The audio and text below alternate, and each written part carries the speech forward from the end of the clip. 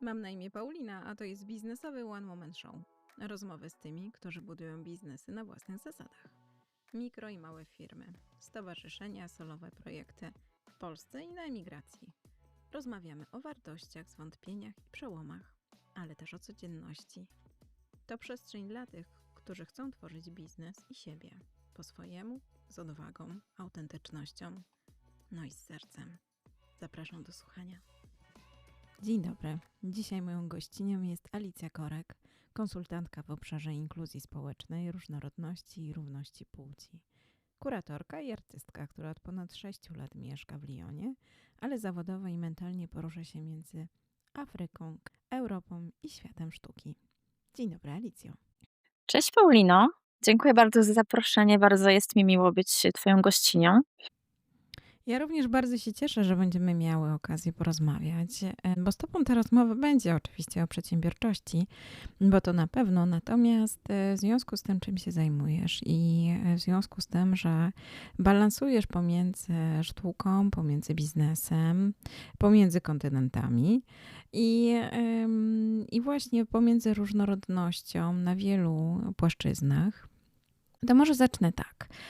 W artykule z wywiadem, który można znaleźć u mnie na blogu, pojawiła się informacja, może nawet nie informacja, ale mówisz tam o tym, że błądzenie jest troszkę twoim stylem życia.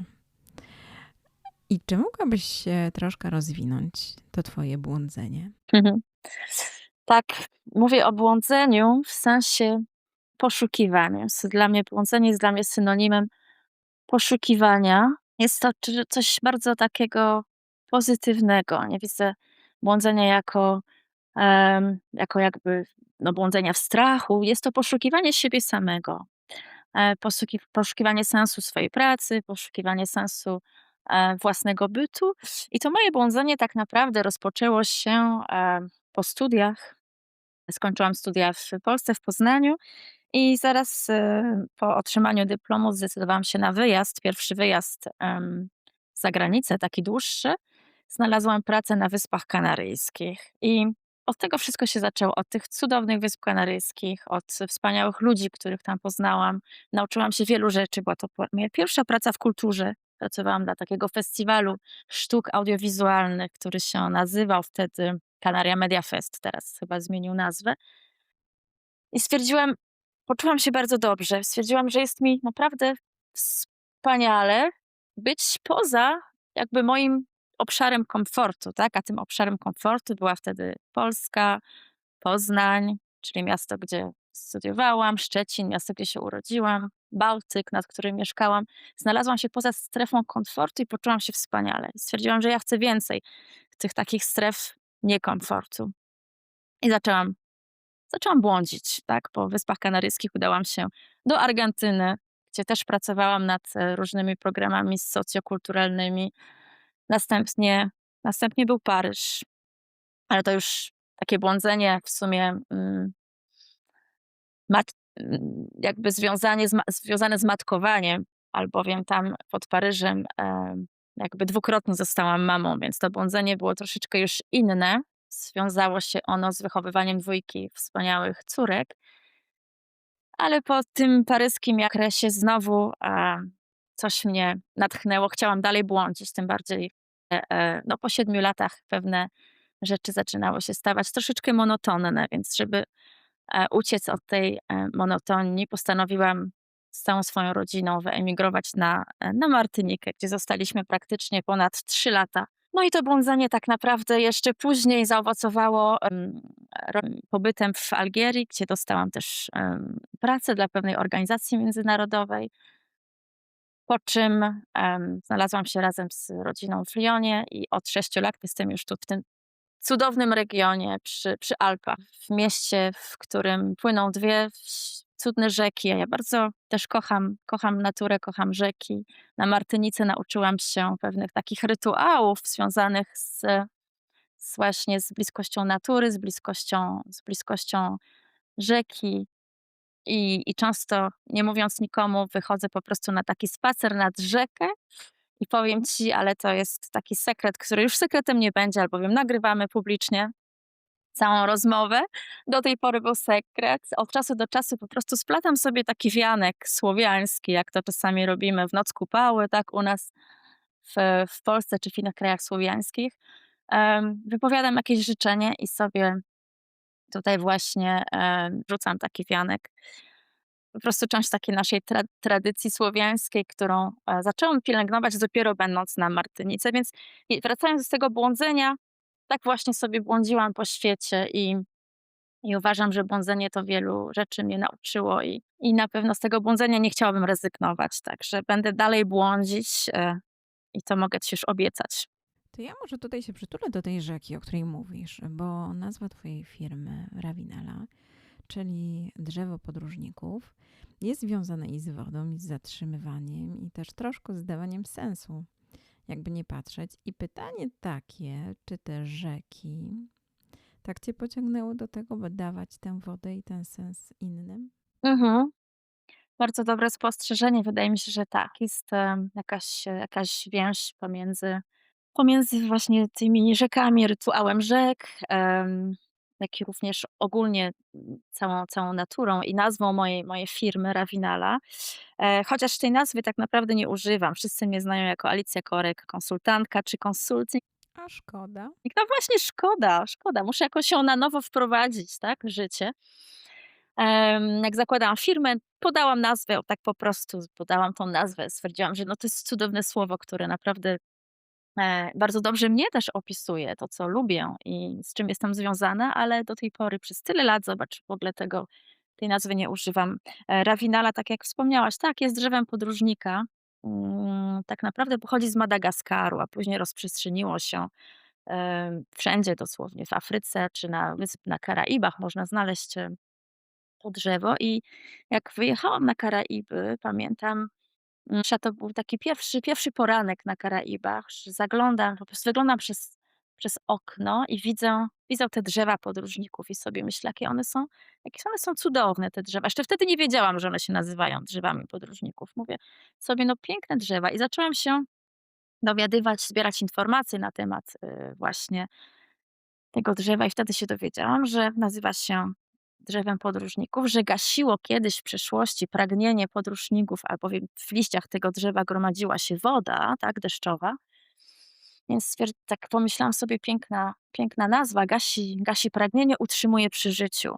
I myślę, chciałabym wykonywać coś robić, żeby utrzymywać przy życiu nie tylko siebie, moich bliskich, ale też ogólnie to jest taki w sumie symbol i metafora, po prostu jestem po stronie życia, tak? A bycie po stronie życia to jest właśnie, bycie wrażliwym na drugą osobę.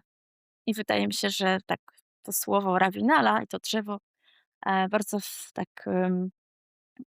gładko współpracuje z tym, co teraz robię, czyli wrażliwość na drugą osobę, inkluzja społeczna, różnorodność. No i to właśnie było moje kolejne pytanie, bo dzisiaj jesteś taką, jakby nie patrzeć, Ravinalą.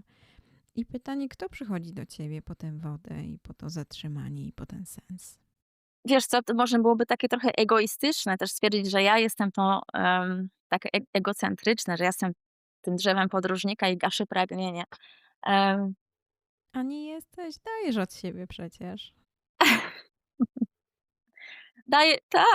daję bardzo dużo, ale może, też uczę, jak dawać, i wszyscy powinniśmy być tymi Rawinalami. Ja chyba w każdym człowieku widzę taki potencjał i to jest też bardzo ważne.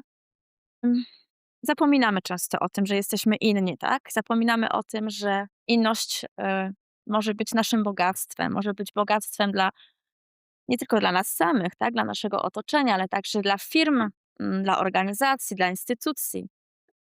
Więc, chyba moja misja jest taka, żeby przypomnieć o tym, jak bardzo ważna jest różnorodność, jak można ją wprowadzić, w życie, w jaki sposób ta różnorodność czy inkluzja, może, ulepszyć nasz dobrostan, a także dobrostan, pracowników, nie rezygnując, oczywiście z jakiejś tam ekonomicznej, rekompensaty, tak? Czyli wręcz przeciwnie, dobrostan i różnorodność mogą wpłynąć na zarobki, tak, pracowników, ale też na rezultaty w jakiejś tam firmie czy organizacji. Także są same jakby, pozytywne, mm, rezultaty i prowadzenia różnorodności, inkluzji społecznej, ale problem jest w tym, że my się boimy.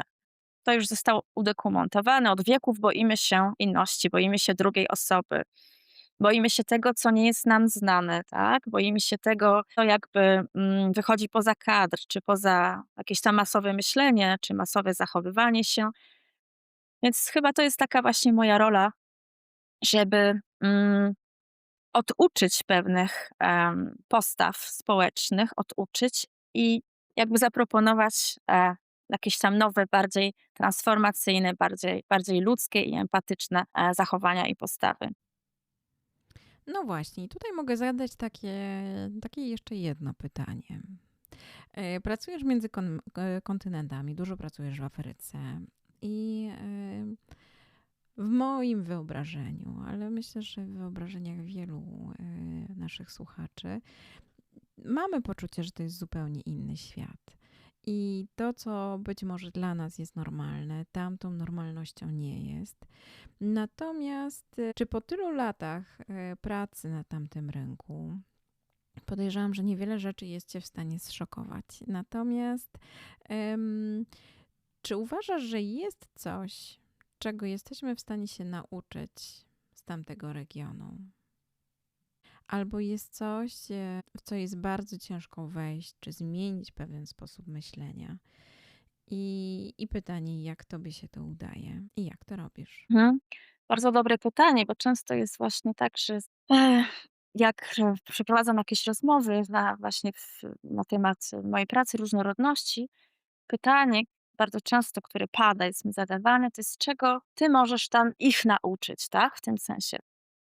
A ja mówię, nie no, czego my możemy się od nich nauczyć? Znowu jest tutaj podział na my i oni, tak? Ja chciałabym bardzo zrezygnować z takich podziałów na ty i ja, czyli ja i inny, tak? My i inni.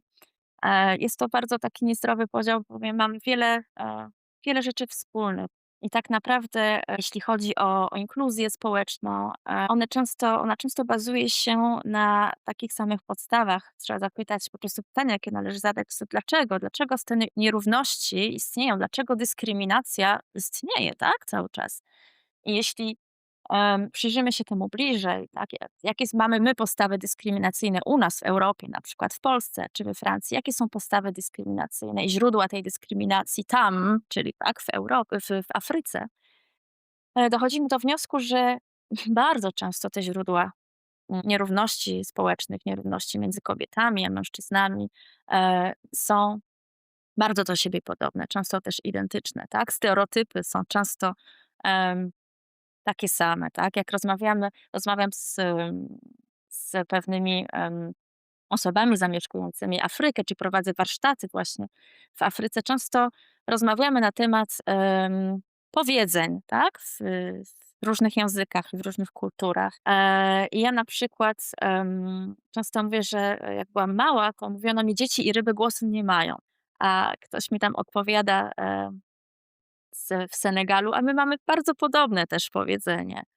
I z albo na przykład jeśli kobieta kieruje, tak, samochodem, często jeśli jest jakiś tam zdarza się jakiś wypadek, tak, na ulicy, mówimy: "A no pewnie siedziała tam za kierownicą kobieta", albo "Ty kierujesz jak kobieta", tak? Czyli to jest bardzo takie negatywne stwierdzenie. I ostatnio, to było chyba w Liberii, jak przeprowadzałam warsztaty, ktoś mówi: "Ale u nas też tak się mówi właśnie, jak ktoś się kieruje E, in spokojnie, inaczej, albo właśnie jak ktoś ma wypadek, często się mówi: "A pewnie to prowadziła kobieta", tak, jeśli jakiś wypadek zaistniał. Albo jak ktoś, właśnie nie jeździ za szybko, delikatnie, wolniej, mówi: "A ty jeździsz jak kobieta, spróbuj jeździć jak prawdziwy mężczyzna". Więc, są takie pewne punkty wyjścia, które często właśnie, nakładają się na siebie, pomimo różnic kultur. Czego ja się tam nauczyłam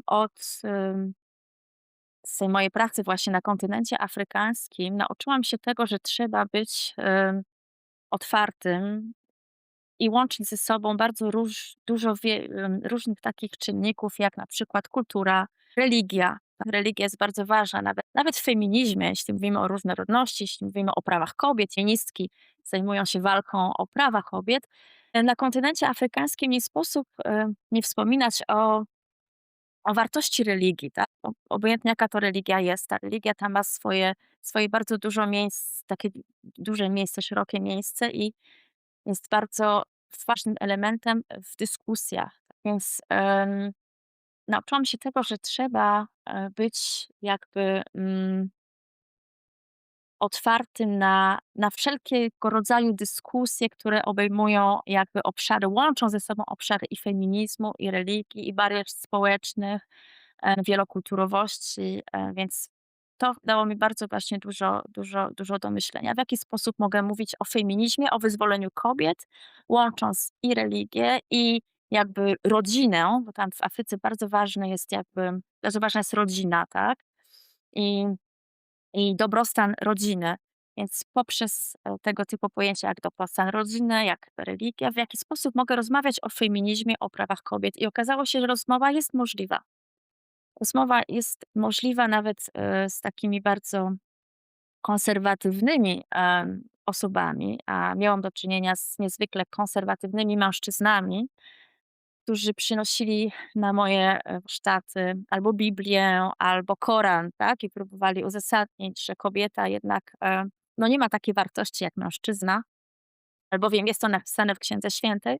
Próbowaliśmy tak czy owak, no, dyskutować na ten temat i okazuje się, że poprzez dyskusje, które mogą trwać 2, 3, 4 godziny nawet, mogą one doprowadzić nas do jakichś takich właśnie, bardzo, ciekawych konkluzji, tak, bez konfliktów.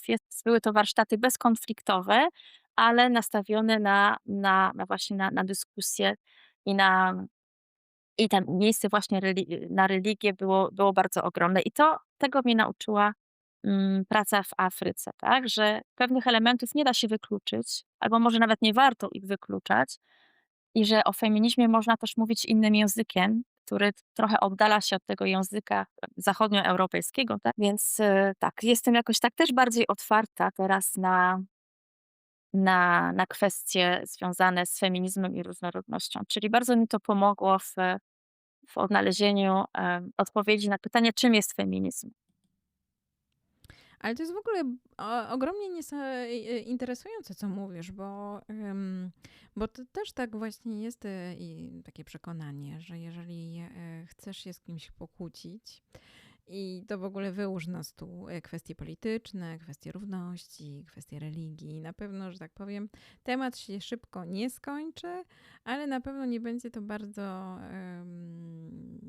delikatnej formie dyskusji. I to z reguły są oratoria i rozmowy jednostronne, albo właśnie i nawet i krzyki. I to jest dla mnie ogromnym zaskoczeniem, że rzeczywiście na takie tematy można dyskutować, można deliberować w nieco bardziej, powiedzmy w cudzysłowie, cywilizowany sposób niż w takim postrzeganiu, jak czasami mamy to na własnym podwórku. Mhm. Dokładnie. Także powinniśmy my też czegoś się nauczyć jeśli już faktycznie zostajemy w tym binarnym takim, zestawieniu my i oni, tak, to możemy się od tamtej części świata właśnie wielu rzeczy nauczyć. To, w jaki sposób prowadzimy konwersacje, i może tej właśnie otwartości, tak, większej, na pewne, punkty. A chciałam jeszcze tak właśnie, jeśli chodzi o Afrykę, powiedzieć, że, jest też zupełnie inne, jakby traktowanie czasu tam, tak, spojrzenie na czas. Tutaj, jak prowadzę warsztaty, wszystko jest takie bardziej, jakby robione na czas, tak? Może to nie jest słowo organizowane, ale mamy 15 minut na wstęp, tak, 30 minut na rozwinięcie, 15 minut za zakończenie i trzeba się tego tak, no, trzymać.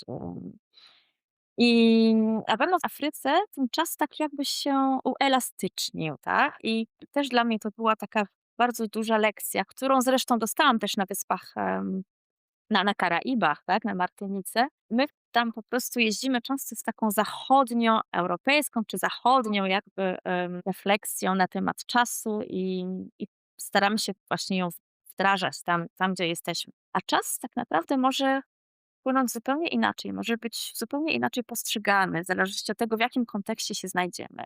Więc jak na przykład, często było tak, że Omawiałam się na godzinę 9:00, tak? Warsztaty miały rozpocząć się o godzinie 9:00. Zjawiałam się tak już przygotowana, oczywiście czekam na całą publikę, a publika tak się schodzi przez 2 godziny następne i warsztaty mogą dopiero o godzinie 11:00 wystartować. Więc oczywiście jak pierwszy raz pojechałam, zostałam zatrudniona, żeby takie warsztaty przeprowadzać. Lekko mnie to zestresowało, bo nie wiedziałam, co tak naprawdę w jaki sposób mogę ten dzień, tak, rozłożyć, na części. Miałam już 2 czy 2,5 godziny jakby spóźnienia i zaczęłam zastanawiać, o co tutaj chodzi w ogóle, jak mam te warsztaty poprowadzić, jeśli już mamy 2,5 godziny spóźnienia, ale później zrozumiałam, że po prostu niektórzy przyjeżdżają z bardzo daleka, tak, na te warsztaty. Transport, może być, no, że tak powiem, nieodpowiedni, tak? Czy może nie być takiego transportu, może być utrudniony. Także wszystkie te takie czynniki strukturalne trzeba wziąć też pod uwagę, tak? W jaki sposób te osoby mogą jakby dostać się do takiego miejsca. Sam wybór miejsca jest bardzo ważny, żeby on był też dostępny dla wszystkich, tak? W jakimś tam centralnym położeniu. Tak, czas teraz też chyba inaczej odbieram em, po tym moim doświadczeniu właśnie po tej drugiej stronie jakby globu. Jest to też ważne, nauczyć się, inaczej ten czas rozumieć. Ogólnie dla mnie jest to też bardzo, bardzo dobra lekcja. Ja myślę, że to też jest tak, że to jest troszkę taki ukłon trochę w stronę innych i tego, że to nie jest to, że coś tracimy. Bo de facto nawet jeżeli oni się zbierają przez te 2 godziny czy 2,5, to i tak ten moment czy ten czas on nie jest zmarnowany, bo wtedy też się coś dzieje. Masz możliwość współbycia, czy wsiągasz bardziej w ich sposób mówienia, rozumienia czy komunikowania się. Więc to też jest taka lekcja, którą się bierze. I to jest cel poboczny tego wszystkiego. I można by było powiedzieć, ta wypadkowa pozytywna, która może być no właśnie odebrana jako straciłam tyle czasu, a zyskałam niekoniecznie czas, ale coś zupełnie innego. Dokładnie, już przestałam widzieć to jako stratę, a tak jak mówisz, jako coś, co zyskałam, bowiem te takie godziny, właśnie 2, 3 godziny jakby, które wcześniej uznałabym jako watę czasową, lukę czasową, one zaowocowały. Zawsze owocowały właśnie rozmową, tak, bliższym poznaniem niektórych osób. One się tak gromadziły. Ja mogłam z każdą osobą w sumie zamienić, nie kilka słów, ale po prostu poprowadzić większą rozmowę. Poznać jakieś historie z życia tych osób. Mogłam też obserwować. Obserwacja jest bardzo ważna. Jak jesteśmy gdzieś indziej, tak, to po prostu usiąść i obserwować. To jest bardzo ważna rzecz. Czasami jak miałam czas, tak, poza pracą, siadałam sobie w jakimś miejscu. Mogła to być jakaś taka lokalna kawiarnia czy bar, czy może ulica, jeśli można było po prostu bezpiecznie usiąść gdzieś, w jakimś zakątku ulicznym i mogłam spędzić 3, 4, 5 godzin na takiej zwykłej obserwacji. I ta obserwacja właśnie sprawiła, że nauczyłam się i zauważyłam rzeczy, które tak naprawdę tylko bym nie zauważyła, mając mniej czasu. Także następna lekcja, kiedy tylko możesz, nawet tutaj w Lyonie, czy tam, gdzie jesteś, tak, w twoim miejscu zamieszkania, otwórz okno, tak, czasami jeśli masz chwilę, otwórz okno i zobacz, co się dzieje za oknem. Wyjdź na ulicę, ale nie w jakimś tam celu, tak, żeby kupić, kilogram ziemniaków, czy żeby udać się na pocztę. Po prostu wyjdź na ulicę, stań sobie gdzieś w jakim miejscu i przez 15-20 minut, pół godziny stój i obserwuj. I zobaczysz, co ci to da, co ci to przyniesie, czego może cię ulica uczyć. To jest takie ciekawe doświadczenie. To jest tak, że czasami właśnie zatrzymanie się okazuje być się największym ruchem, w który się wprowadzamy i to też jest super lekcja. Natomiast pytanie mam z drugiej strony, bo twoja podróż zaczęła się od bardziej stref kulturalnych, od artystycznych, od performance'ów. I to było to, od czego właśnie zaczęłaś, a co sprawiło, że w pewnym momencie postanowiłaś, ok, dla mnie kwestie inkluzywności są rzeczą ważną, chcę się w to angażować, jestem w stanie wziąć plecak i jechać sama do Afryki, za co wiesz, że cię podziwiam, że robisz to, jak robisz i z pełnym sercem i pełną radością zawsze w oczach.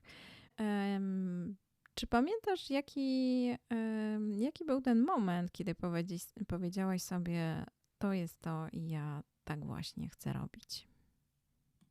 Wiesz co, nie było takiego przełomu, albo uważam, że w każdej mojej pracy, był taki wymiar właśnie inkluzji, tak, i dążenia do tego, żeby bardziej, jakby, wkluczać niż wykluczać, tak, coraz bardziej wkluczać i otwierać się na innych. Na przykład ta praca, którą wykonywałam na Wyspach Kanaryjskich, czy później, 7 lat spędzonych, pod Paryżem, to była taka praca, byłam menadżerką projektów socjokulturalnych, tak? Nie tylko kulturalnych, ale również socjokulturalnych, czyli ten aspekt społeczny, był bardzo, bardzo, bardzo ważny. I o co tutaj chodziło w tej mojej pracy? O to, żeby udostępnić właśnie kulturę i produkty kultury jak największej liczbie osób. I w takim centrum kultury pod Paryżem, właśnie gdzie byłam menadżerką tych projektów, pracowałam z wieloma osobami, z wieloma grupami właśnie społecznymi. Były to też, na przykład kobiety pochodzące, z innych kultur czy z innych, stron świata, mieszkające we Francji. Była to młodzież, były to osoby bezdomne, była to na przykład grupa właśnie, grupa Romów, czyli te wszystkie jakby grupy społeczne, które z powodów też strukturalnych były jakby mniej zauważane, tak, we Francji, miały mniejszy dostęp do kultury, do kina, do teatru, do sztuk wizualnych i tak dalej. Więc moją rolą było tworzenie jakby projektów i też, zachęcanie właśnie tego, wkluczanie ich aby się stały właśnie częścią tych projektów, więc organizowanie różnych warsztatów teatralnych, tanecznych, warsztatów związanych, z kinem i tak dalej. Więc już wtedy, mm, już wtedy widziałam w tej mojej pracy właśnie taki sens wkluczania innych, tak, poprzez kulturę. I powiem ci, że no, na Martynice właśnie w sumie, też moja praca na tym polegała, tak. Kiedy otworzyłam swoją firmę, to też po to, żeby pomagać różnym instytucjom czy stowarzyszeniom kulturalnym, w budowaniu takich projektów wkluczeniowych, tak, w kulturze. No, zaczęłam pracę właśnie z Afryką, z organizacjami międzynarodowymi. Tak naprawdę, nigdy nie zaprzestałam jakby wcielania projektów kulturalnych do tych moich jakby warsztatów czy misji, jakie dostawałam, tak, od tych organizacji. To znaczy zawsze wierzyłam w to, że kultura, może zmieniać świat, tak. Próbowałam za każdym razem, jak się przenosiłam na jakieś warsztaty do tych krajów afrykańskich, z którymi współpracowałam, nawiązywałam kontakty z lokalnymi artystami. Żeby oni, jeśli w ramach możliwości też żebyśmy mogli razem coś, skonstruować. Więc, często właśnie łączyłam te programy międzynarodowe, lokalne, łączyłam z grupami artystycznymi zamieszkującymi dany region czy dany kraj. Były to osoby związane właśnie z filmem, były to osoby związane ze sztuką performansu. Ja sama czasami też jako artystka przeprowadzałam warsztaty związane ze sztuką performance. Próbowałam łączyć taki typowy właśnie warsztat, z czymś, co mogłoby właśnie zaskoczyć, co mogłoby jakby zmienić nas od wewnątrz, i, jakby głębiej, budzić w nas refleksję, czym jest różnorodność, czym są prawa kobiet, czym jest inkluzja, poprzez różne propozycje artystyczne. Więc tak naprawdę, chociaż dzisiejsza moja praca bardziej przypomina pracę właśnie albo dyplomatki, jeśli spojrzymy z zewnątrz, albo konsultantki, tak jak mówimy, ja jestem konsultantką, nie wyobrażamy sobie, że nikt sobie nie wyobraża, że jestem również artystką i mam, do zaproponowania jakieś tam, artystyczne też, idee, projekty i pomysły, bo dla większości osób są to 2 różne rzeczy. A ja chcę udowodnić, że te rzeczy mogą się łączyć, że wiele rzeczy może się ze sobą łączyć i, nie musimy jakby, wybierać, tak? Żebym ja już nie musiała wybierać, że po prostu albo sztuka, albo kultura, albo dyplomacja i konsulting, tak? Chciałabym, żeby to wszystko ze sobą pięknie się połączyło i uważam, że, no jakoś daję sobie z tym radę. No ładnie splotłaś ten wianek, wiesz, o którym opowiadasz i o tym wszystkim, co byś chciała. A jaki wianek wrzucisz, czy wrzuciłaś do rzeki na 2026? Wiesz co, czekam tak naprawdę. Będę wrzucała, mm, wianek w marcu z moimi taki mam plan, żeby z moimi córkami pójść nad rzekę i wrzucić wianek z kaczęców. To jest też nasz taki rytuał, że no właśnie, a ten wianek taki symboliczny, jeśli chodzi o plany. Nie wydaje mi się, że to są jakieś nowe plany. To jest kontynuacja już pewnych planów rozpoczętych wcześniej, tak? Więc chciałabym zamiast coś zakończyć i zaczynać na nowo, chciałabym, żeby to była właśnie jedna taka wielka, żeby to była kontynuacja czegoś, co rozpoczęłam już, przed laty, tak? Więc oczywiście mogą być jakieś nowe elementy i mam nadzieję, że dojdą jakieś nowe elementy do tego właśnie potoku czy do tego wianku, tak, który splatam. Ale chciałabym, w tym nowym roku, żeby więcej osób zostało uczulonych, tak, na inkluzję i na różnorodność, albowiem tendencje niestety, nie są, inspirujące, tak, nie są optymistyczne, jeśli spojrzymy, na to, co się dzieje globalnie.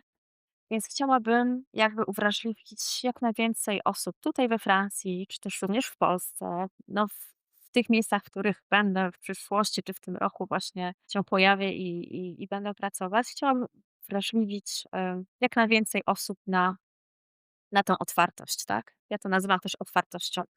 Na otwartość, na inkluzję i na empatię, na to, żeby w tej dobie tak właśnie indywidualizmu, który osiągnął jakby już taki momentum, bardzo zaskakujący zresztą momentum. Chciałabym, żebyśmy spojrzeli właśnie na drugiego człowieka, tak? Czyli cieplej, otwarciej. I tutaj może zadam takie pytanie trochę bardziej warsztatowe.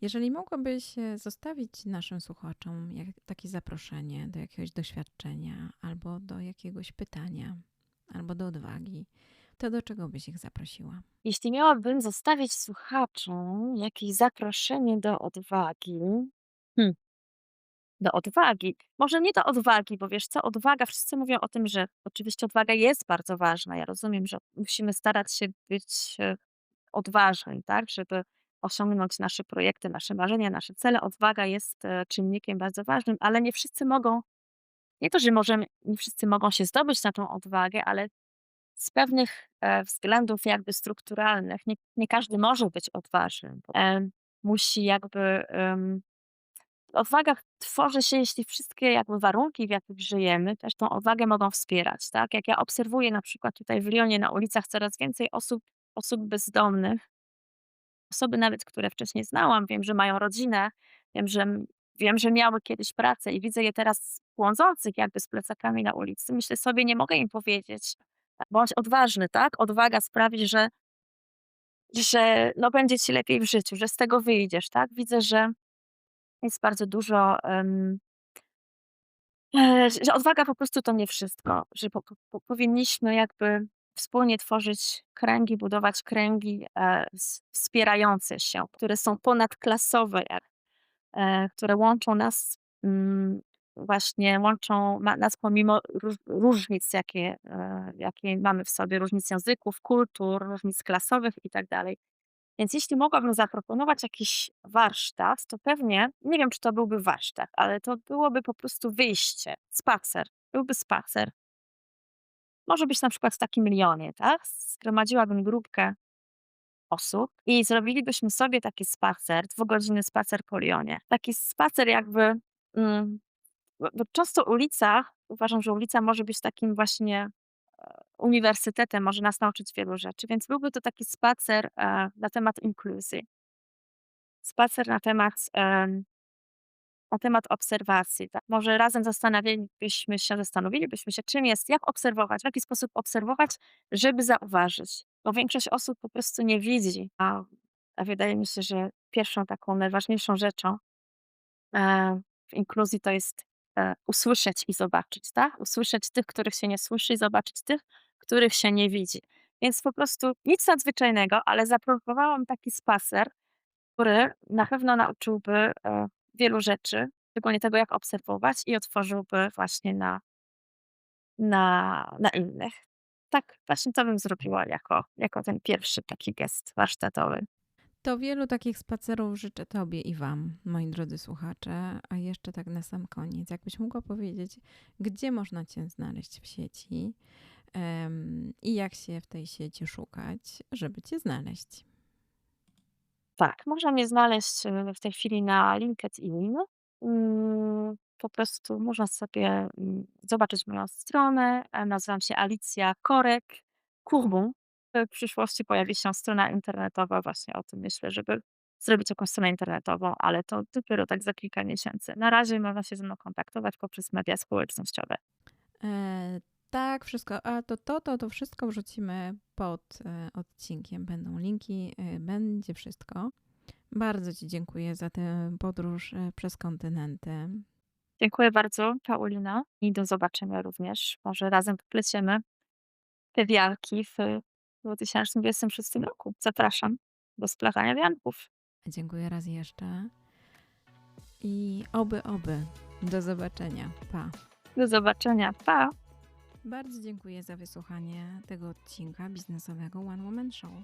Jeżeli chciałbyś zadać mi jakieś pytanie, podzielić się swoją historią, a może masz pomysł na współpracę, zapraszam do kontaktu. Nie zapomnij również zasubskrybować mojego podcastu. Kolejne odcinki już niebawem. Dziękuję i do usłyszenia.